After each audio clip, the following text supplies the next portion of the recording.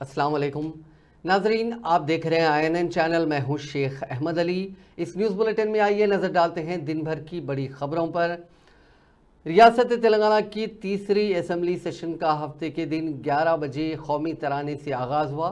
इजलास के आगाज़ के साथ ही प्रोटम स्पीकर अकबरुद्दीन अवैसी ने 9 मुंतखब अरकान को हलफ दिलाया। सबसे पहले वज़ीर आला रेवंत रेड्डी, उसके बाद डिप्टी CM मल्लू भट्टी विक्रमार्का के काबीनी वज़रा और उसके बाद अल्फ़ाबेटिकल ऑर्डर के मुताबिक दीगर अरकान को हलफ दिलाया गया।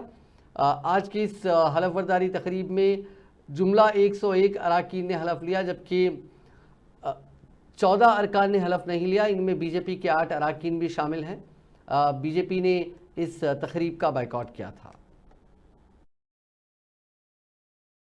रेवंत रेड्डी अने नेनु శాసనసభ సభ్యునిగా ఎన్నికైనందున శాసనం ద్వారా నిర్మితమైన భారత రాజ్యాంగం పట్ల నిజమైన విశ్వాసం విధేయత చూపుతానని, భారతదేశ సార్వభౌమాధికారాన్ని సమగ్రతను కాపాడుతానని, నేను స్వీకరించబోయే కర్తవ్యాన్ని శ్రద్ధాశక్తులతో నిర్వహిస్తానని దైవ సాక్షిగా ప్రమాణం చేస్తున్నాను. తెలంగాణ శాసనసభ సభ్యుడనైన యనుమల రేవంత్ రెడ్డి అనే నేను సభ నియామకాలకు కట్టుబడి ఉంటానని, వాటిని అనుసరిస్తానని, సభ మర్యాదలను పాటిస్తానని, సాంప్రదాయాలను గౌరవిస్తానని దైవ సాక్షిగా ప్రమాణం చేస్తున్నాను. Dr. Mainampalli Rohit, having been elected a member of the Legislative Assembly, do swear in the name of God that I will bear true faith and allegiance to the Constitution of India as by law established, that I will uphold the sovereignty and integrity of India, and that I will faithfully discharge the duty upon which I am about to enter. I, Dr. Mainampalli Rohit, member of Telangana Legislative Assembly, do swear in the name of God that I shall abide by and follow the rules and observe the etiquette and respect the conventions of the House.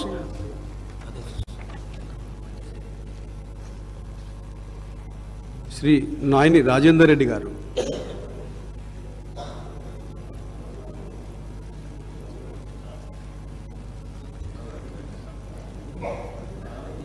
Reddy Rajagopal Reddy అనే నేను శాసనసభ సభ్యునిగా ఎన్నికైనందున శాసనం ద్వారా నిర్మితమైన భారత రాజ్యాంగం పట్ల నిజమైన విశ్వాసం విధేయత శ్రీ మీర్ జుల్ఫికర్ అలీ గారు.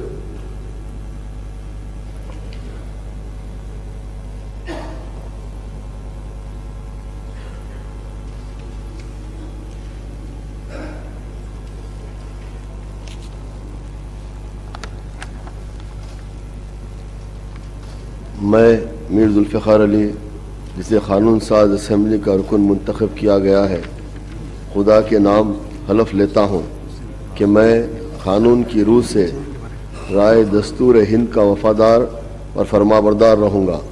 हिंदुस्तान के इक़्तिदार आला और सालमिया। मैं मीर जुल्फ़िकार अली, रुकन तेलंगाना क़ानून साज असम्बली, खुदा के नाम हलफ लेता हूँ कि मैं ऐवान क़वायद का पाबंद रहूँगा।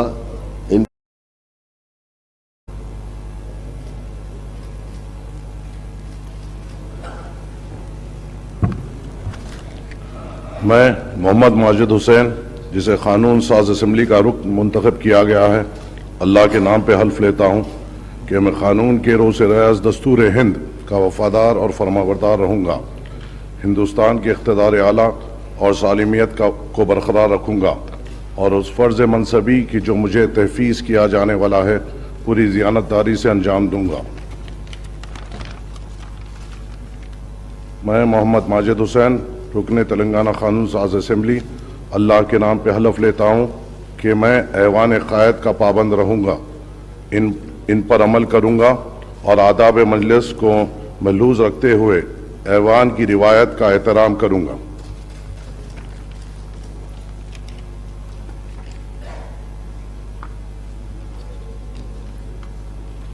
మహమ్మద్ ముబీన్ గారు.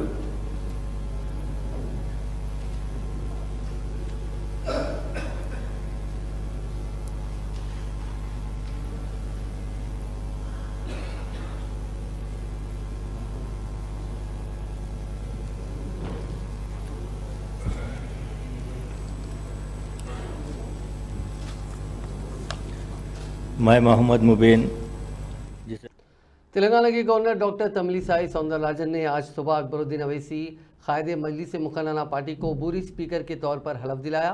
राजभवन में मुनक़िदा एक सादा तकरीब में उन्होंने अकबर अवैसी को तेलंगाना असेंबली के तीसरे मियाद के पहले इजलास के लिए ये हलफ दिलाया। अकबरुद्दीन अवैसी ने अल्लाह के नाम पर हलफ लिया। अकबरुद्दीन अवैसी को असेंबली का सीनियर रुकन होने पर अबूरी स्पीकर बनाया गया। हल्का असेंबली चंद्रायन गुट्टा से वो मुसलसिल 6 मरतबा असेंबली के लिए मुंतखब हुए।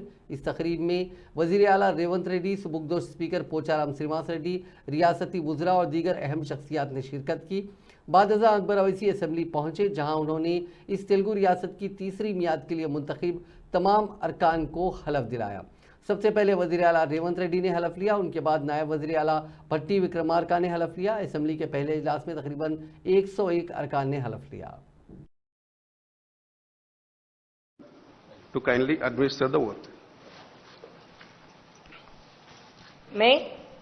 मैं अकबरुद्दीन अवैसी, जिसे कानून साज असेंबली का रुकन मुंतखब किया गया है, अल्लाह के नाम से हल्फ लेता हूँ कि मैं कानून की रोह से राइज दस्तूर हिंद का वफादार और फरमाबरदार रहूँगा, हिंदुस्तान के इख्तिदार आला और इसकी सालिमियत को बरकरार रखूँगा और इस फ़र्ज़ मनसबी को मुझे तफ़वीज़ किया जाने वाला है पूरी दियानतदारी से अंजाम दूँगा। मैं अकबरुद्दीन अवैसी, रुकने तेलंगाना कानून साज असेंबली, अल्लाह के नाम से हलफ लेता हूँ कि मैं ऐवान के क़वाइद का पाबंद रहूँगा, इन पर अमल करूँगा और आदाब मजलिस को मलहूज़ रखते हुए ऐवान की रिवायात का एहतराम करूँगा।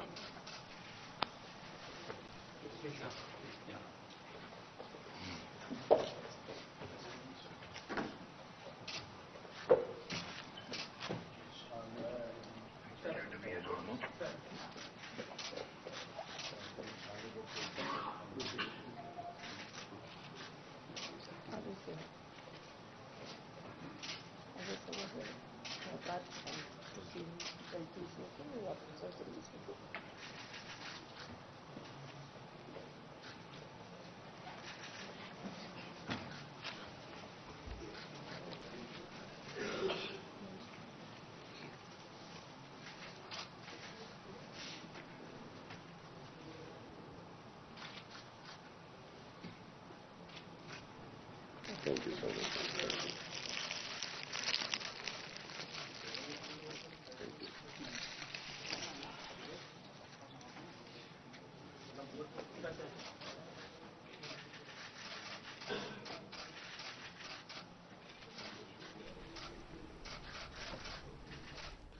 तेलंगाना असेंबली में बीजेपी के 9 मुंतखबा अरकान असेंबली ने अकबरुद्दीन अवैसी को प्रोटम स्पीकर मुकर्रर किए जाने के खिलाफ बतौर एहतजाज रियासती असेंबली के पहले दिन गैर हाजिर रहे। बीजेपी के रियासती सदर जी किशन रेड्डी के फैसले के बाद जाफरानी जमात के तमाम 8 अरकान असेंबली ने कार्रवाइयों का बाइकआउट किया। किशन रेड्डी ने बीजेपी ऑफिस में मीडिया के नुमाइंदों से कहा कि कांग्रेस हुकूमत ने एमआईएम के साथ खुफिया मामलत के तहत अकबरुद्दीन अवैसी को बहैसियत अबूरी स्पीकर मुकर्रर किया। उन्होंने कहा कि चूंकि कांग्रेस को असेंबली में ज़्यादा अक्सरियत हासिल नहीं है और हुकूमत किसी भी वक्त गिर सकती है, इसीलिए कांग्रेस ने एमआईएम के साथ हाथ मिला लिया है। ताहम किशन रेड्डी ने, जो एक मरकजी वजीर भी हैं, दावा किया कि अकबरुद्दीन अवैसी सीनियर तरीन रुकन असेंबली नहीं है। बीजेपी ने अकबर अवैसी के ताल्लुक से गवर्नर डॉक्टर सौंदरराजन से भी शिकायत की। सबसे पहले मलून रुकन असेंबली राजा सिंह ने अकबर अवैसी के रूबरू हलफ लेने से इनकार कर दिया था। साबिका असेंबली में भी उसने एमआईएम के मुमताज़ अहमद खान के रूबरू हलफ नहीं लिया था, जिन्हें अबूरी स्पीकर मुकर्रर किया गया था। आज बीजेपी के अरकान असेंबली ने असेंबली के बाहर एहतजाज भी किया। कैमरा ले थोड़ा फोन से कर लो ना भैया, बड़े भाई बोलो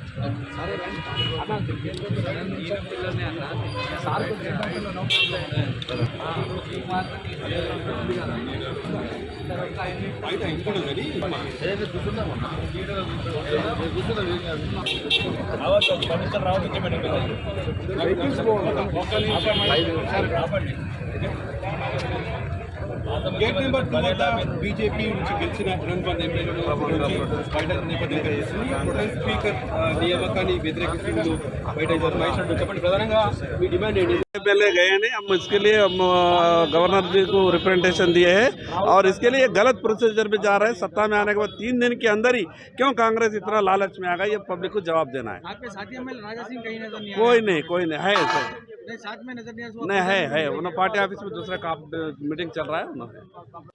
ये आप लोग आज ये प्रोटेस्ट करने का मतलब क्या है? यह मतलब यहाँ पर जो असेंबली में जो प्रोटेस्ट स्पीकर के बारे में हुआ था, जो सबसे ज़्यादा जो सीनियर है उस सीनियर को लगाना था। इससे जो अकबरुद्दीन जी के से 5 आदमी सीनियर से, और इससे पहले जो राहुल जी और कांग्रेस वाले ने बदनाम किया था बीजेपी मजलिस एक है बोल के, बीजेपी मजलिस एक नहीं है, कांग्रेस मजलिस एक है बोल के आज दुनिया को बताना चाह रहे हैं। ये तो एकदम राजांग विरुद्ध है बोल के हम लोग गवर्नर को नहीं कंप्लेंट करके जो प्रजा क्षेत्र में हम लोग जो मतलब जो प्रोटेस्ट कर रहे हैं, मतलब ये गलत है। मतलब कांग्रेस और मजलिस एक ही है बोल के। भाई पायल शंकर आदिलाबाद का एमएलए हूँ और आज जो कांग्रेस पार्टी सत्ता में आने के बाद 3 दिन के अंदर और रूल्स एंड रेगुलेशंस को ब्रेक करके आज जो प्रोटेस्ट स्पीकर का जो अकबरुद्दीन ओवैसी का जो इलेक्शन हुआ है वो बिल्कुल रॉन्ग प्रोसीजर है। उनसे सीनियर 5 लोग हैं। इसका मतलब यह है एमआईएम पार्टी से सिर्फ दोस्ताना करने के लिए प्रोटेस्ट स्पीकर अकबरुद्दीन ओवैसी को उन्होंने चुन लिया। वो सिस्टम गलत है और वो रूल्स एंड रेगुलेशन को अगेंस्ट है। वजीर आपाशी उत्तम कुमार रेड्डी ने बीजेपी सदर किशन रेड्डी के उस इल्ज़ाम को मुस्तरद कर दिया जिसमें उन्होंने कहा कि कांग्रेस पार्टी अपनी हुकूमत को बचाने एमआईएम की तायद हासिल करने की कोशिश कर रही है। इसी कोशिश के किस्से के तौर पर मजलिस के फ्लोर लीडर अकबरुद्दीन ओवैसी को प्रोटम स्पीकर मुकर्रर किया गया। अहाते असेंबली में मीडिया से बात करते हुए उत्तम कुमार रेड्डी ने किशन रेड्डी के उस इल्ज़ाम को गलत करार दिया और कहा कि अकबरुद्दीन ओवैसी को पूर्व स्पीकर बनाने के मामले में कोई सियासी नुक्ते नज़र नहीं है। उन्होंने कहा कि ऐवान में सीनियर रुकन को अबूरी स्पीकर बनाना असेंबली की एक रिवायत है। उत्तम कुमार रेड्डी ने कहा कि असल में अबूरी स्पीकर के तौर पर वो खुद होते थे लेकिन वो काबीना में शामिल कर लिए गए, जिसकी वजह से हुकूमत ने ऐवान के एक और सीनियर रुकन को अबूरी स्पीकर बनाने का फैसला किया जिस पर अकबरुद्दीन ओवैसी का नाम ज़ेर गौर आया और उन्होंने हुकूमत की दरख्वास्त को कबूल करते हुए अबूरी स्पीकर की जिम्मेदारी निभाई। वज़ीर आपाशी ने कहा कि दस्तूर के दायरे और असेंबली के क़वायद के मुताबिक ही अकबरुद्दीन ओवैसी को अबूरी स्पीकर बनाया गया। उन्होंने किशन रेड्डी के उस इल्ज़ाम को भी मुस्तरद कर दिया जिसमें उन्होंने कहा था कि कांग्रेस हुकूमत को ज़्यादा अक्सरियत नहीं है, इस वजह से मजलिस को अबूरी स्पीकर का ओहदा दिया गया ताकि ऐवान में अपनी ताकत को बढ़ाया जा सके। उन्होंने ये भी कहा कि अकबरुद्दीन ओवैसी को प्रोटम स्पीकर मुकर्रर करना किसी किस्म की सियासी इशारे नहीं है क्योंकि कांग्रेस तमाम तबकात और मज़ाहिब को साथ लेकर चलने वाली पार्टी है। भारत राष्ट्र समिति लेजिस्लेचर पार्टी का इजलास तेलंगाना भवन में हफ्ते को मुनक्किद हुआ जिसमें मुत्तफ़िक़ा तौर पर साबिक़ चीफ मिनिस्टर के चंद्रशेखर राव को बहैसियत कायद बीआरएस लेजिस्लेचर पार्टी मुंतखब कर लिया गया। कायद बीआरएस पार्लिमानी पार्टी डॉक्टर के केशवराव ने इजलास की सदारत की जिसमें साबिक़ स्पीकर पोचाराम श्रीनिवास रेड्डी ने केसीआर का नाम तजवीज़ किया जिसकी साबिक़ वज़रा तलसानी श्रीनिवास यादव और कडियम श्रीहरि ने तायद की। इजलास ने केसीआर के बहैसियत कायद बीआरएस लेजिस्लेचर पार्टी इंतखाब के ताल्लुक से एक करारदाद को भी मंजूरी दे दी जिसमें पार्टी के कई अरकान असेंबली शरीक थे। बीआरएस ने असेंबली इंतखाबात में 39 सीटों पर कामयाबी हासिल की। पार्टी सरबराह चंद्रशेखर राव सर्जरी की वजह से हफ्ते के इजलास में शिरकत नहीं कर पाए। पार्टी के मरकजी दफ्तर में मुनक़दा इजलास में बकिया 38 अरकान असेंबली ने शिरकत की।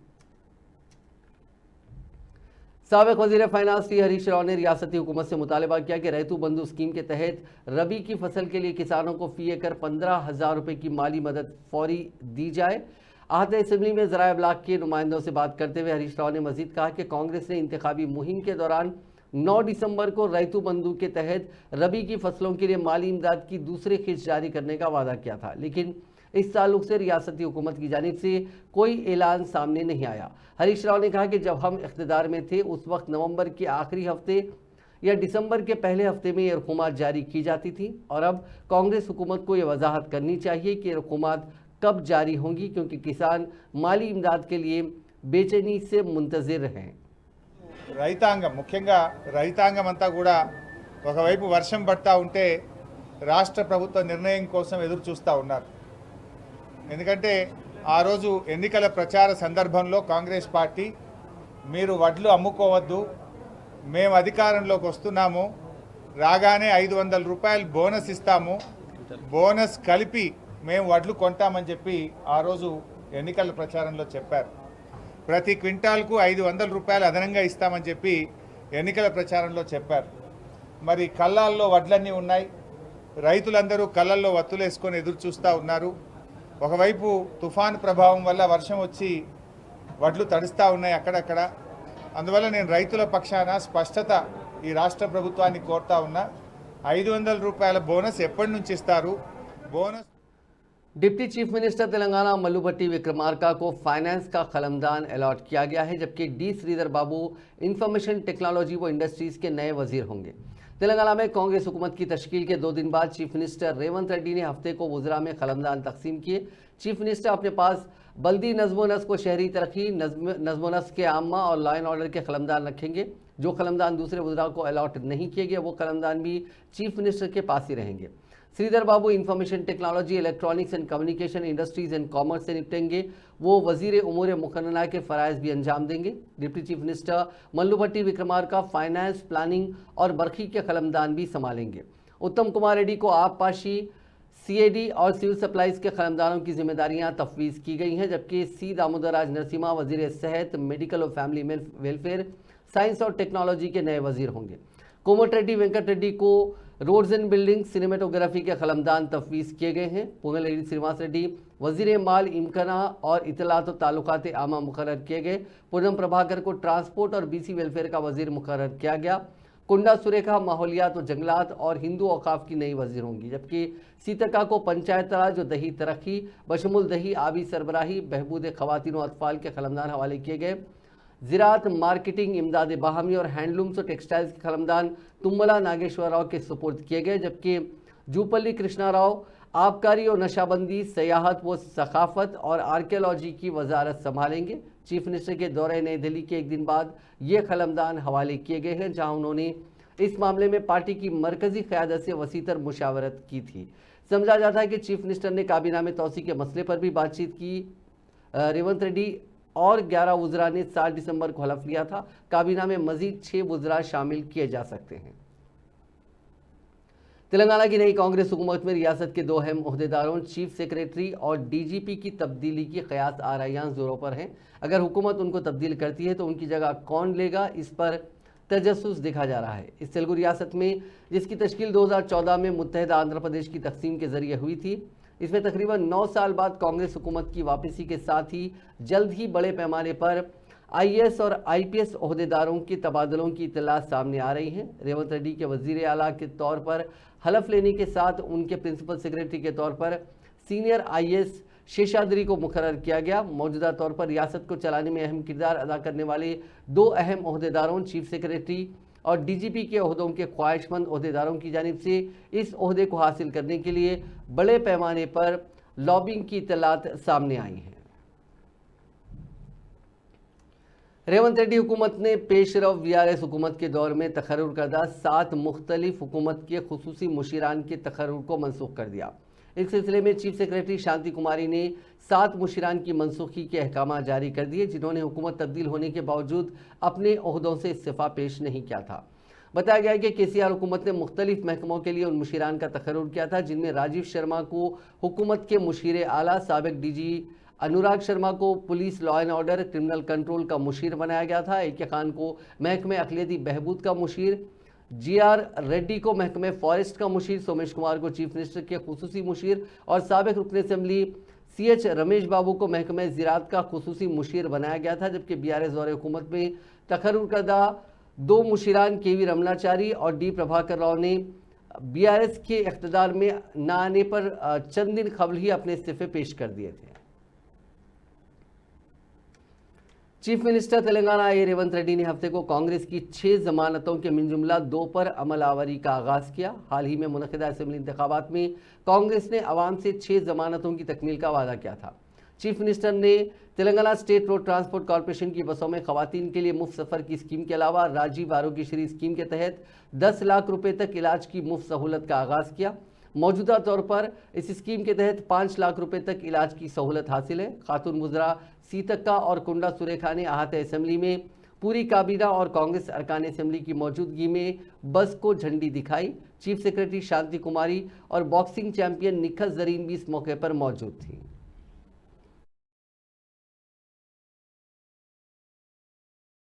కొన్ని క్షణాల్లో honourable CM is going to launch. అదిగో సీఎం గారు, డిప్యూటీ సీఎం గారు, అంటే మనం రెట్టింపు అనుకున్నాం కదా, డబుల్ చేస్తున్నారు కాబట్టి ఇక్కడ డబుల్ హ్యాండ్స్ ఇద్దరు కలిసి ఒకేసారి ఆవిష్కరిస్తున్నారు. 5 లక్షల్ని అదిగో రాజీవ్ అందరికీ వైద్యం, Rajiv Aarogyasri health care trust Telangana ప్రభుత్వం అన్న లోగో మనకు కనిపిస్తోంది ఈ 2 స్క్రీన్స్ మీద. For the kind information of all press and electronic media friends, ఇప్పుడు రాజీవ్ ఆరోగ్యశ్రీ పోస్టర్ ని ఆవిష్కరించవలసిందిగా honourable CM, honourable deputy CM, honourable pro tem speaker, honourable ministers and all the dignitaries, honourable CS గారు, ఇంకా ఇతర పెద్దలందరికీ అందజేస్తున్నాం.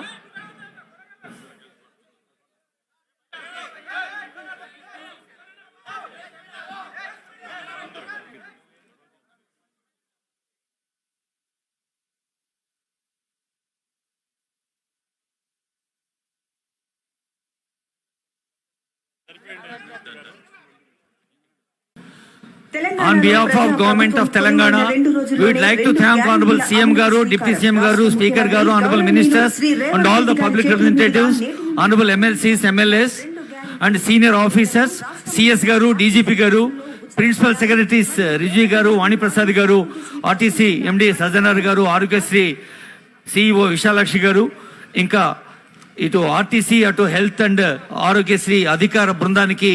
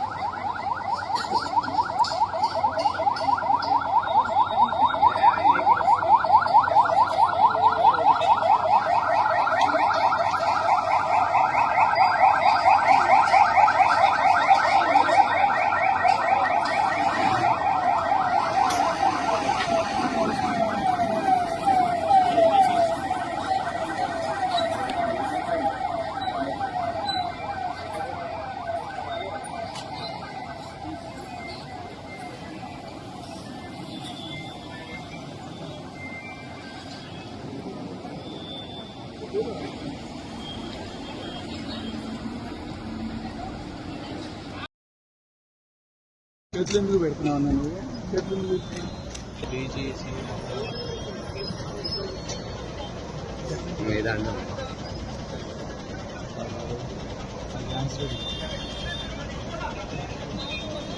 ముందుకు రండి సార్. సార్ కొద్దిగా ముందుకు రండి సార్. కొద్దిగా ముందుకు రండి సార్. సార్ సీఎం గారు, సార్ సార్ సీఎం గారు, సార్ సార్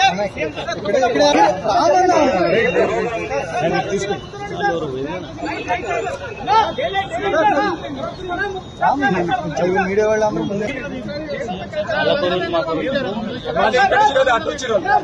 అదే కదా. तेलंगाना की मशहूर boxer gold medalist Nikhat Zareen को ओलंपिक मुकाबले की तैयारी के लिए तेलंगाना हुकूमत की जानिब से 2 करोड़ रुपए का चेक हवाले किया गया। इस मौके पर वज़ीर आला रेवंत रेड्डी, नायब वज़ीर आला भट्टी विक्रमार्का और दीगर काबिनी वुज़रा भी मौजूद थे। పాటియాలలో శిక్షణ పొందుతోంది నిఖత్ జరీన్. ఈ నిఖత్ జరీన్ నిజామాబాద్ బిడ్డ. నిజామాబాద్ లో పుట్టి మరి చైనాలో, బ్యాంకాక్ లో, బల్గేరియాలో 2 కోట్ల రూపాయలు 2 crores 2 కోట్ల రూపాయల ఆర్థిక సహాయం అదొక ప్రోత్సాహకంగా నిఖత్ జరీన్ ప్రపంచ బాక్సింగ్ ఛాంపియన్. ప్యారిస్ లో ఒలింపిక్స్ లో మన తెలంగాణ జెండా ఎగరవేయడానికి ప్యారిస్ ఒలింపిక్స్ లో. So all of us let us greet and bless Nikhat Zareen ji.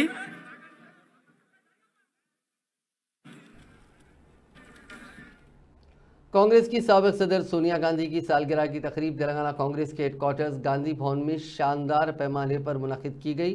PCC के ज़ेर एहतमाम मुनक़िदा इस प्रोग्राम में वज़ीर आला व पीसीसी सदर रेवंत रेड्डी मेहमान खुसूसी थे।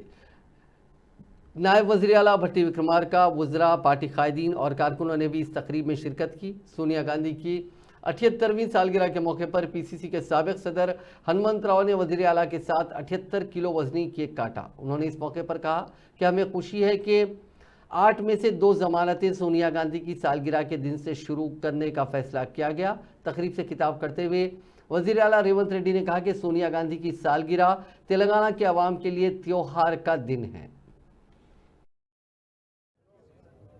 78వ జన్మదినోత్సవం సందర్భంగా తెలంగాణ రాష్ట్ర కాంగ్రెస్ పార్టీ మిత్రుడు కార్యనిర్వాహక అధ్యక్షుడు మహేష్ కుమార్ గౌడ్ గారి పర్యవేక్షణలో ఈ జన్మదిన కార్యక్రమాలను ఏర్పాటు చేస్తే ఇందులో కాంగ్రెస్ పార్టీ తెలంగాణ सोनिया जी गांधी, सभी एमएलए, प्रदेश के सभी ऑफिस बेरर, न्याय देना है।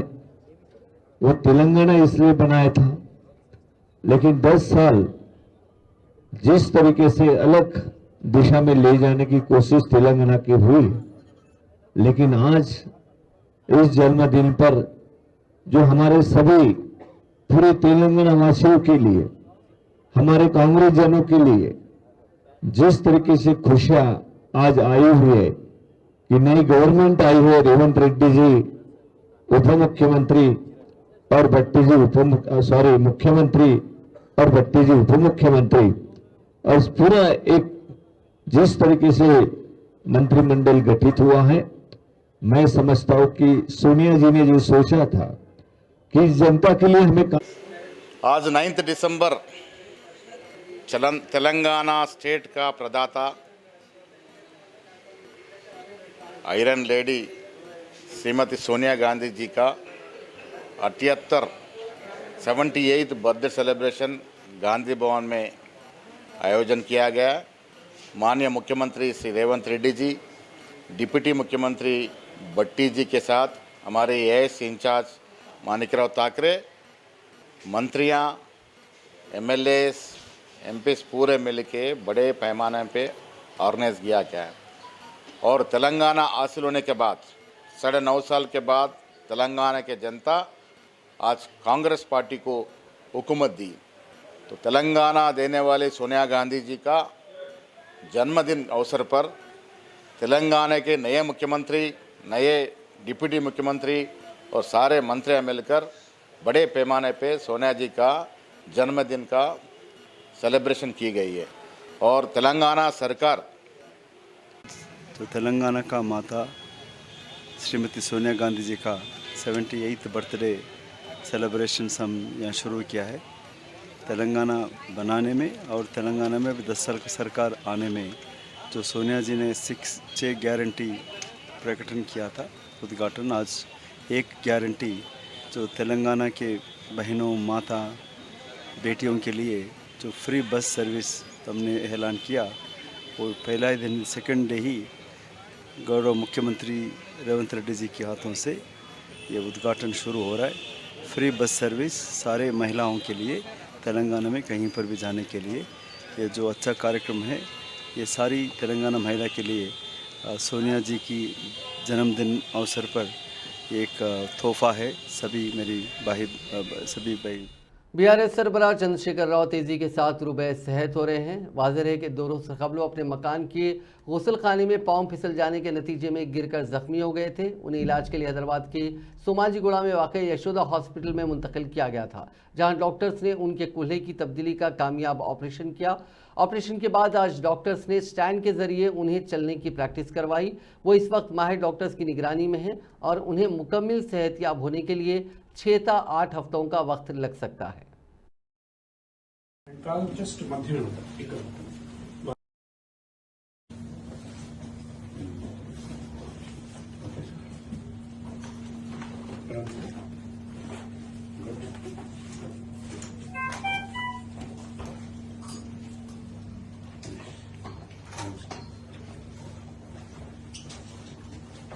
Okay, just don't support him, just touch him, let him do on his own. Or just so that if there's anything you can let him know in his own voice.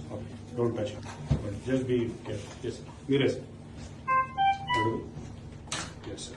Nice. नाजरीन, इस news bulletin में बस इतना ही। आप देखते रहिए INN channel.